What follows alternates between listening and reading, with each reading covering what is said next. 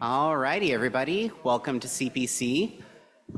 So today we've got the case of a 70-year-old man with a history of type 2 diabetes, heart failure, hypertension, COPD, coronary artery disease, status post PCI to the LAD, and recent bioprosthetic aortic valve and mitral valve replacement, hospitalized for a sternal wound, who is now presenting with an AKI and rash.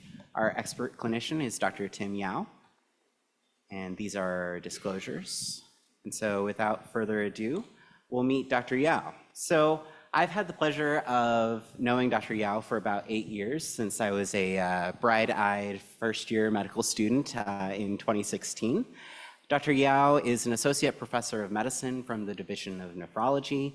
He completed his undergraduate degree at St. Louis University, completed his medical school at St. Louis University, and went on to residency in internal medicine at Rush, stayed on for a chief resident year, and then stayed on for a nephrology fellowship as well, and has been here for many, many years. To the case. So, Dr. Yao, you did give us some slides on kind of what stood out to you with this one-liner. So, from the one-liner, give us your thoughts. Yeah, so there's a lot of information here. There's a fair bit of comorbidities that are fairly common, but as I teach a lot of students in the clinical reasoning portion of the new curriculum, I've made a focus on kind of illness scripts and creating illness scripts. And so the illness script that I thought of when I saw this one-liner was just an older gentleman with some comorbidities. Some of these might be red herrings, some of these might be relevant, but I didn't want to dissect each of them individually. But the symptoms of AKI and rash are actually a really nice illness script. I'll tell a quick story. When I was a third-year medical student, I was in a CPC for medicine. It wasn't quite this big or involved, but the patient had a fever and a rash, and the person who was leading the discussion pointed at me as a medical student and said, "All right, Tim, what's your thoughts on a patient who has fever and a rash?" And literally all I could think of was Rocky Mountain spotted fever. And so I said, "Well, maybe he has Rocky Mountain spotted fever." And he said, "That's a decent idea. Like, what else could there be?" And I was like, "That's literally all he could potentially have. That's the only things in my mind that can cause fever and a rash." So here we have AKI and rash. So if you go to the next slide, I'll kind of just mention kind of the big buckets of things that are going on in my head, right? So you can have AKI and a rash from an allergic reaction to a medication, right? If you have an allergy to penicillin or sulfa or whatever it may be, and you develop this rash, you can get that rash within the kidney too. It usually causes an interstitial nephritis. And so in the urine, we would expect to see kind of white blood cells or white blood cell casts. There are a lot of autoimmune diseases that are associated with AKI and rash: IgA vasculitis, ANCA, polyarteritis nodosa, cryoglobulinism. So big buckets of autoimmune phenomenon. Typically, those rashes lead to purpura. And in the kidney, those typically are kind of like a nephritic sediment, so red blood cells, red blood cell casts. Infections, right? So especially in this patient who has history of a lot of cardiac interventions and aortic and mitral valve replacements, could he have endocarditis, which can lead to a GN as well, an infection-associated GN, along with skin findings like Janeway lesions, splinter hemorrhages, and so forth. And then lastly, could it be a vascular phenomenon? Atheroembolic disease or cholesterol emboli can lead to kidney issues, and you can flick off these little atheroemboli, which can clog up the kidneys, can go to the skin and lead to kind of this livedo rash. And especially since I heard from the STEM that he had some recent work done on the heart, I'd like to know how recent to see if that kind of fits with this thought process. So broad differentials that I just am throwing out there before we hear more about the history.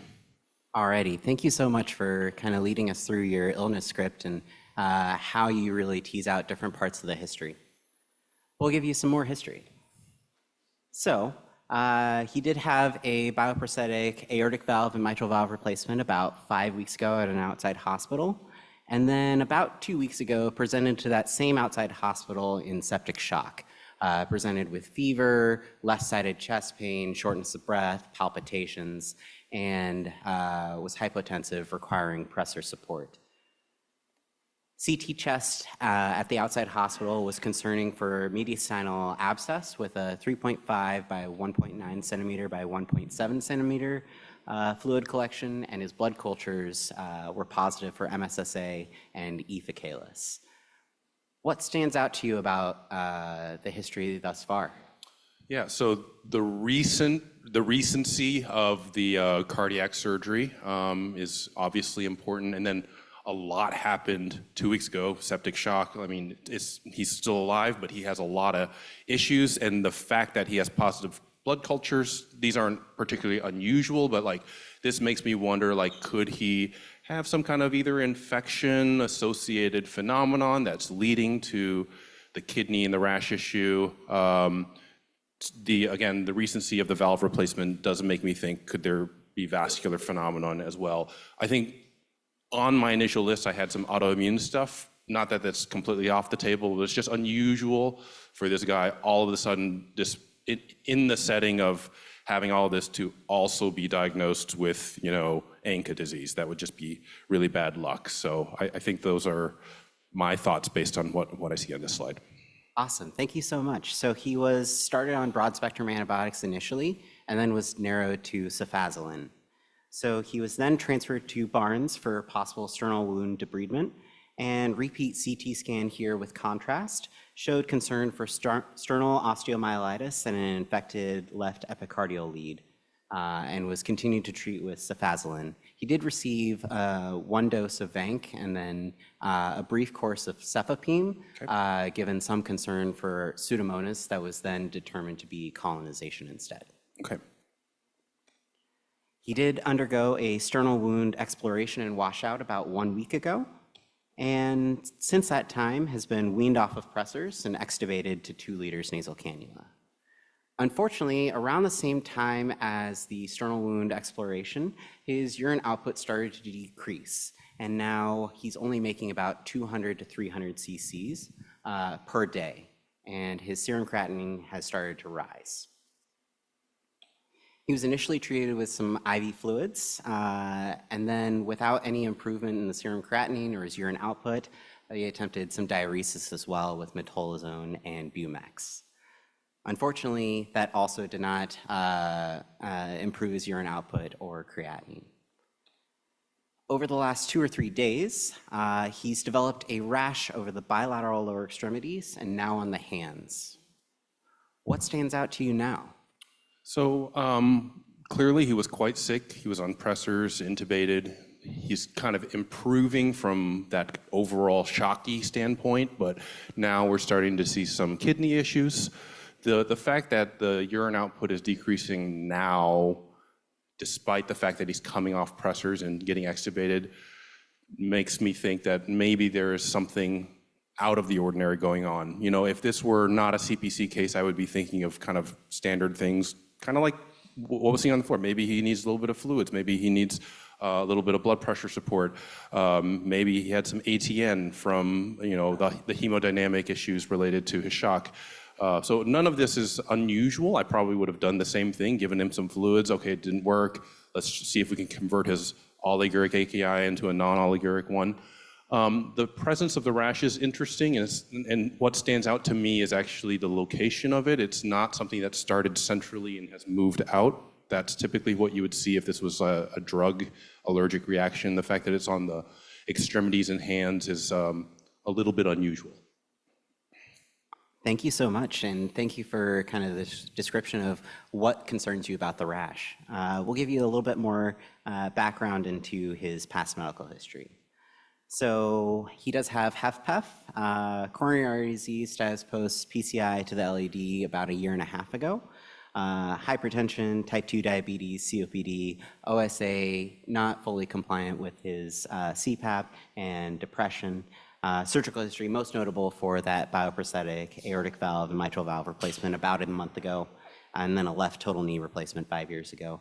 Family history, relatively unremarkable. Allergies, just an allergy to peanuts, no medication allergies or anything like that. And his medications, pretty typical for what you'd expect a patient with these comorbidities. You've got a baby aspirin and Plavix, you've got atorvastatin, some lisinopril and Lasix, metoprolol, ranolazine, metformin, omeprazole, venlafaxine, Buspar, and mirtazapine. Social history, he is a former 80-pack-year smoker, but quit about 10 years ago, and just social alcohol use about once a month.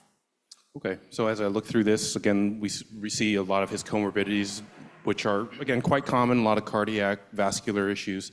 Can I ask a quick question? Was his AVR and MVR done kind of electively, or did he have endocarditis, or?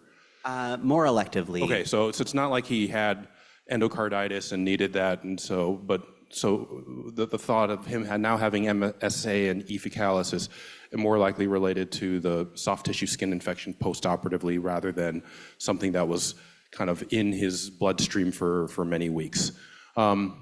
Agree with Josh, nothing particularly jumps out at me with regards to the medications, a pretty standard list of medications for his comorbidities. So I don't think I have much to add here from the reasoning standpoint. And then on review of systems, he has had intermittent fevers over the last couple of weeks. Some shortness of breath, although that is improving. He is still having pain over that sternal wound incision, but is not having any purulent drainage or anything from there. It does note some intermittent palpitations, and like I mentioned, some decreased urinary output, but no gross hematuria, and no easy bruising, bleeding. And the rash is on the bilateral lower extremities and hands with some leg swelling as well. He does have a little bit of confusion that's been worsening over the last week or so, but otherwise neurocognitively intact. Okay. Will we get a picture of the rash? Unfortunately, we don't have a picture, but we have a relatively good description of the rash. Okay, I would love to, that's really what I'd love to know more about. I guess the other thing that I'm seeing here is, he's still quite ill. He's still febrile, short of breath, all of that kind of consistent with someone just getting over shock, but would love to kind of know what the rash is more like. Alrighty, so physical exam. His blood pressure is 107/49, heart rate, borderline tachycardic, right around 95, though occasionally does jump a little bit into the 100s, 110s. He's satting 99% on 2 liters and is afebrile currently. He's in no acute distress, resting in bed, alert and interactive, but only oriented to person. In terms of the rash, he does have a palpable purpuric papules coalescing into plaques over the bilateral ankles, dorsal feet, and dorsal hands. He's got a few scattered purpuric macules over the more proximal bilateral lower extremities. And then in terms of other notable physical exam findings, he's got 3+ lower extremity edema to the bilateral shins and 1+ edema of the bilateral forearms. Okay, so this is quite helpful. The description of the rash being palpable purpura is super helpful. It's interesting because it kind of moves me away from some things like drug-related infections. Again, I already mentioned how that was a little bit, or drug-related reactions, which usually are kind of more morbilliform rash, usually kind of centrally, and then typically doesn't involve the extremities, and the purpura is unusual. That makes me think that there's some kind of vascular phenomenon going on, either autoimmune. Could this still be some kind of embolic, thrombotic, or thromboembolic phenomenon? Possible, I suppose, but a little bit unusual for sure. As we move on to further testing, I think what's really going to help me clarify this will be, what does his urine exam look like if he's still making enough urine to examine it? Alrighty, so talking about your diagnostics, we'll first give you basic chemistries. Yep. So his creatinine is elevated at 4.95 from a baseline of 0.8, and his BUN is elevated as well at 124. His bicarb is 18, and he was most recently started on a sodium bicarb drip. Unfortunately, that has also caused his sodium to increase and is now 155. He's also been started on sevelamer, and his VOS is currently 6.7. Okay, and regarding the trend in his chemistry panel, you had mentioned his decreasing urine output. Was his creatinine rising kind of throughout the hospital stay, or did it kind of happen over the last few days, even like at the same time as the rash and all these other things occurred? So the rise in his creatinine and decrease in urinary output preceded the rash by a couple of days, Okay. But has been kind of worsening progressively over the last week. Okay. All right. Very helpful. Thank you. And then in terms of a CBC, his white count is 18, his hemoglobin is 7.5. He's been kind of hanging out in the 8 to 9 range for most of his hospitalization. His platelets are elevated at 566, and in terms of his diff, it is neutrophil predominant. Okay.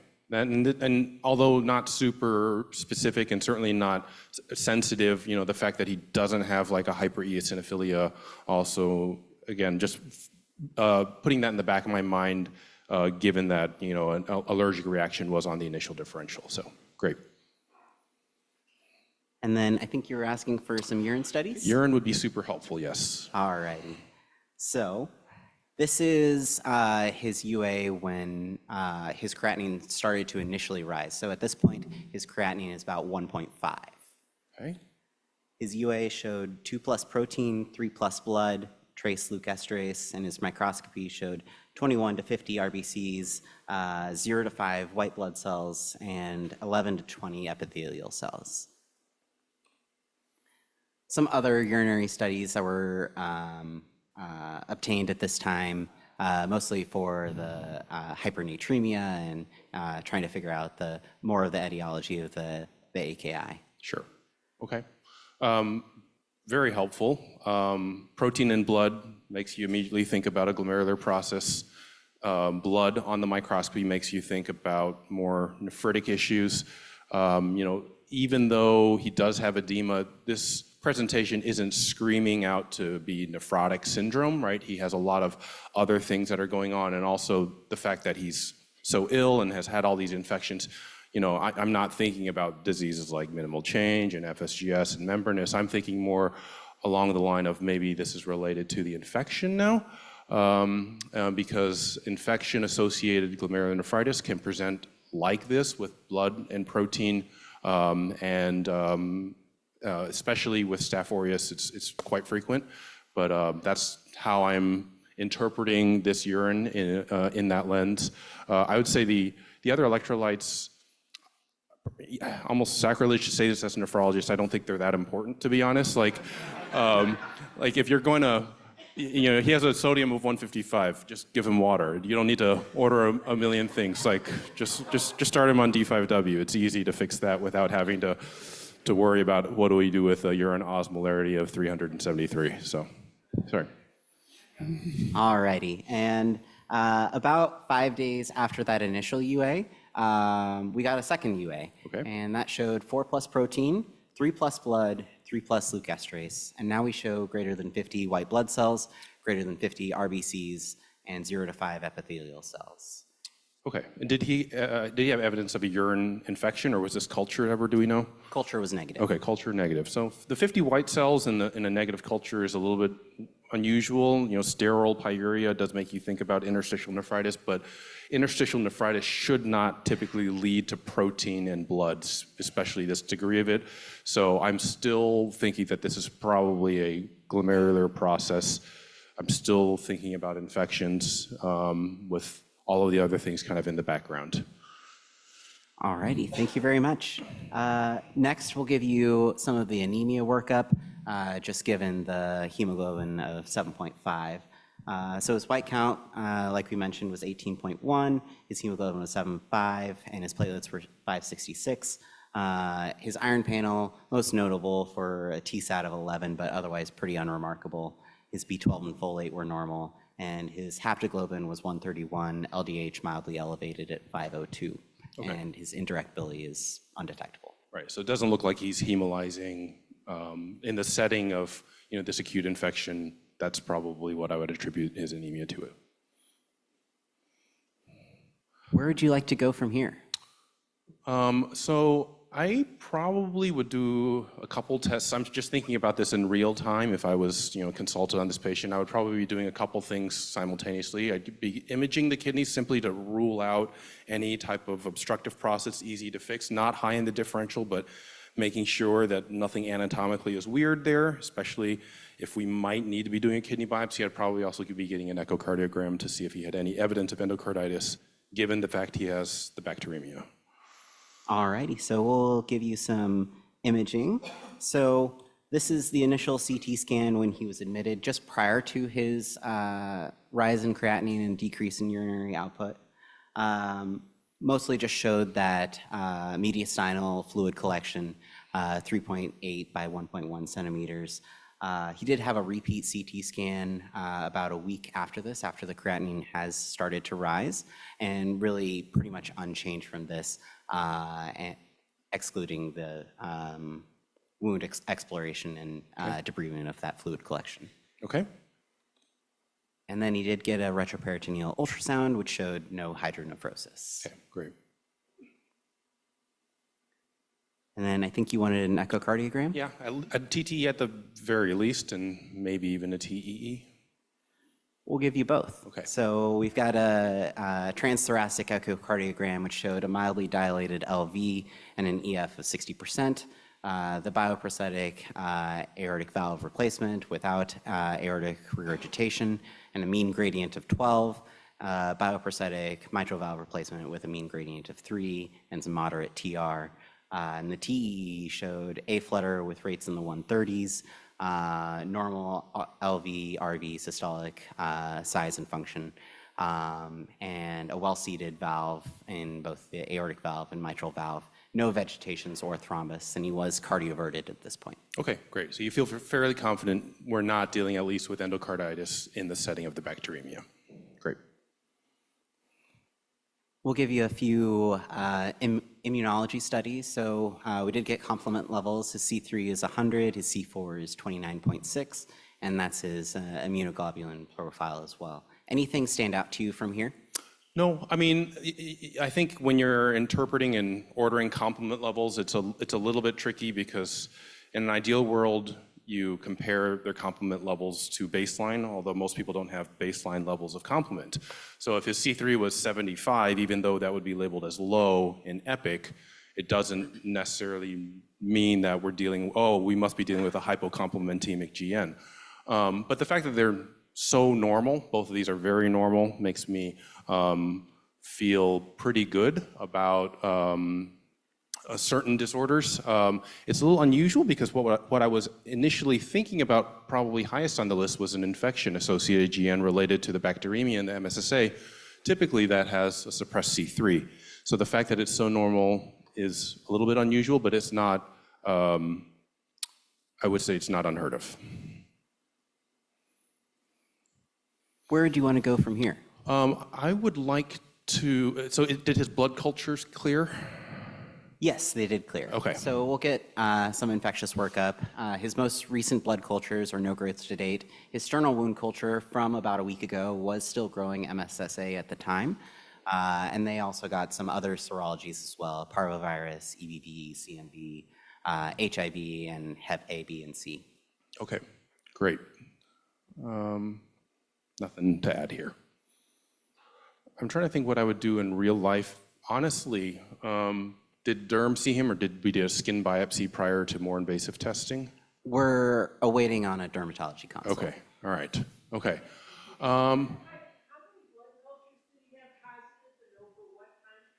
Yeah, so he did have some positive cultures at the outside hospital. Unfortunately, we don't have all of those records. He did have 2 positive cultures when he did get to Barnes, growing MSSA, not the ephecalus that was seen in the outside hospital cultures.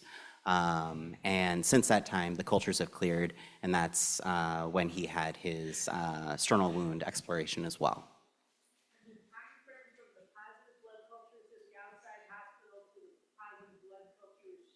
That was about 5 days. So presumably at 5 days of bacteremia? Yes. It's not a transient bacteremia. No, no. And he didn't really have source control until he had the sternal wound debrided, which happened here. So really, I mean, he was in shock at the other hospital for potentially up to 2 weeks with bacteremia, pretty ill before they got source control. Yes, yes. Where would you go from here? Are you concerned about any of the autoimmune processes at this point? Yeah, I mean, I am, but I'd still be leaning down the infection route. If I'm thinking about autoimmune processes that can lead to this phenotype of symptoms, the ones that come to mind again would be ANCA-associated disease, would be again really just bad luck that he has this at the same time that he has bacteremia and shock. Cryoglobulins, this can be seen in infections as well. Polyarteritis nodosa, Hep B, Hep C. So ANCA is probably the biggest one on the list that I would want to screen for. All righty. So here are some rheumatology serologies. His ESR, not unexpectedly, still a little bit elevated at 88. His CRP is a little bit elevated at 37. His ANCA was positive at 1 to 80 in a C ANCA pattern, but his PR3 and MPO were negative. His ANA was elevated at 1 to 640.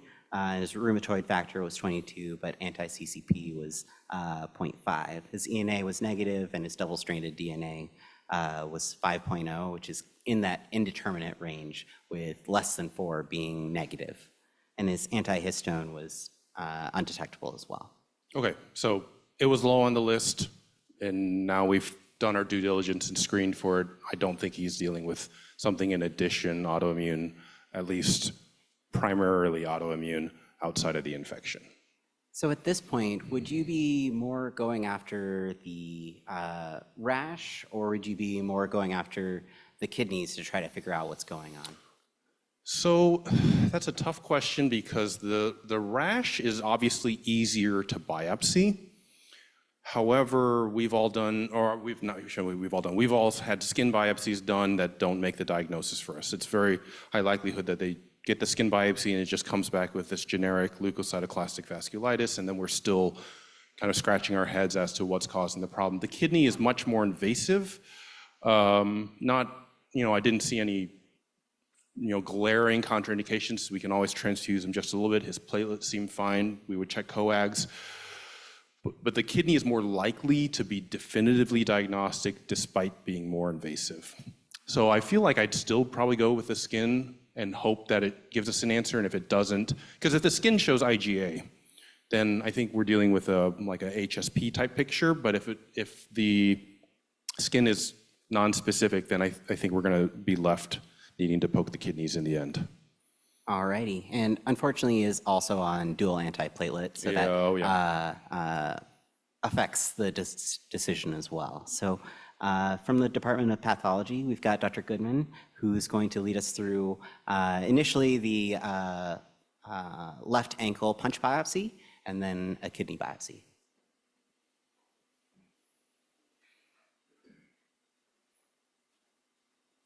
All right. Thanks for inviting me. Laser pointer. Okay, good deal. Okay, first I'm going to walk you guys through the left ankle punch biopsy. So it's a dermal biopsy, and the way I can tell that is because there's no squamous epithelium present in this sample, and it's predominantly composed of this kind of pink fibrocollagenous connective tissue, a few adipocytes, and then also some skin and nexal structures. Those are like sweat glands. But even at low power, we can kind of see this cellular, kind of more purple infiltrate and some sort of ragged structure in the center. And if we go into higher power, this at one point in its lifetime was a vessel, but surrounding it is a dense neutrophilic infiltrate.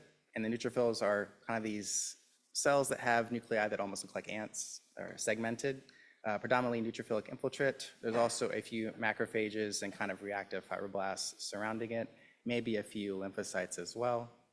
We also did some immunofluorescence microscopy, which I don't have an image to show you today, but it showed deposition of both IgA, IgM, and complement C3 in the vessel wall.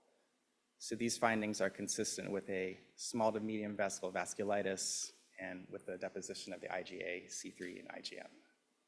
Okay. What thoughts do you have getting these findings? Kind of what we had talked about before. It's nice to know that we're dealing with a vasculitis, but it still doesn't make the diagnosis for us. I'm not super familiar with interpreting skin, but the neutrophilic infiltrate seems unusual to me. Is that correct? It's like an acute vasculitis process. Okay. Yeah. Okay. All right. Thank you.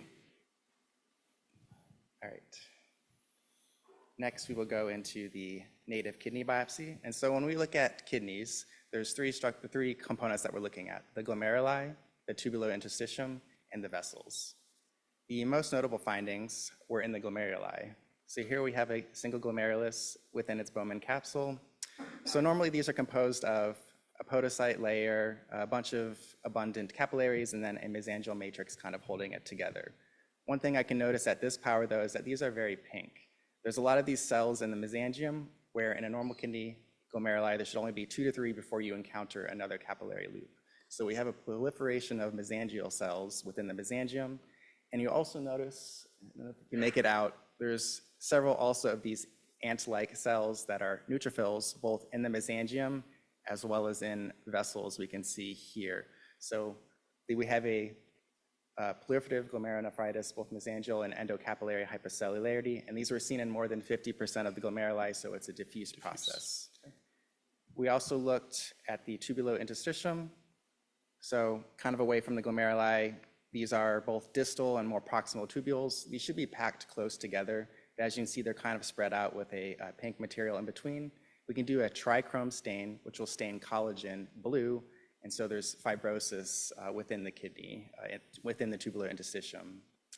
And lastly, we do note in some of the vessels, we didn't see any inflammation in these vessels, but they were basically, the intima was expanded, so there is some amount of atherosclerotic disease present that we can also see on PAS stain.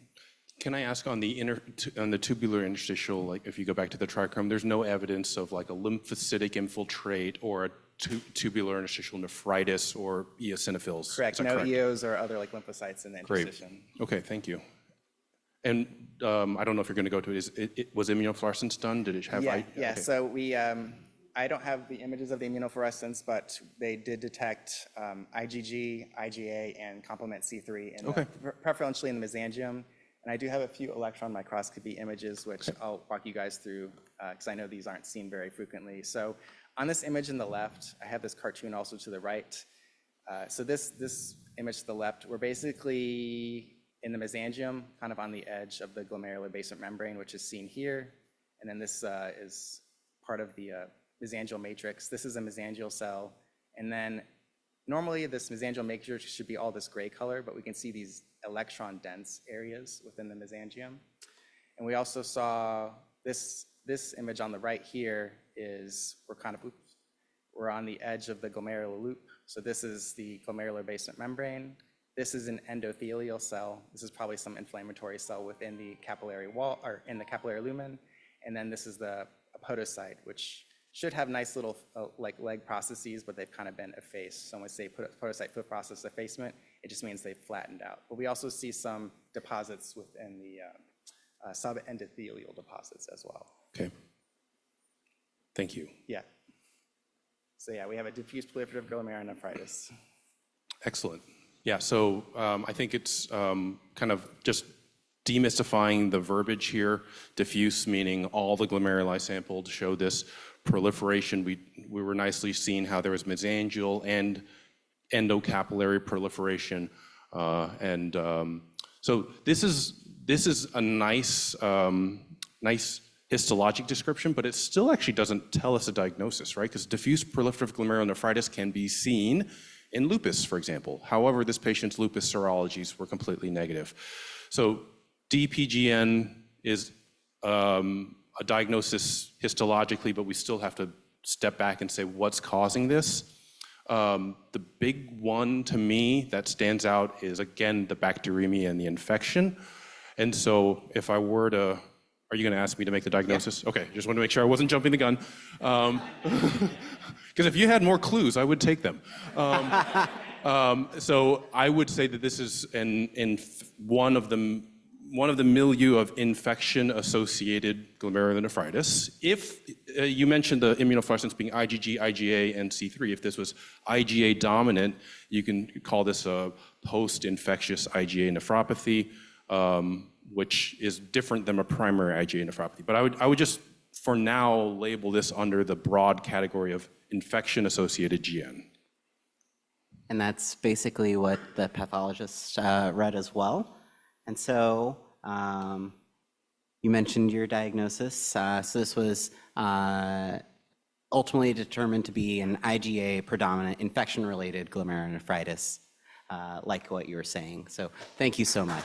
You're welcome. Thank you.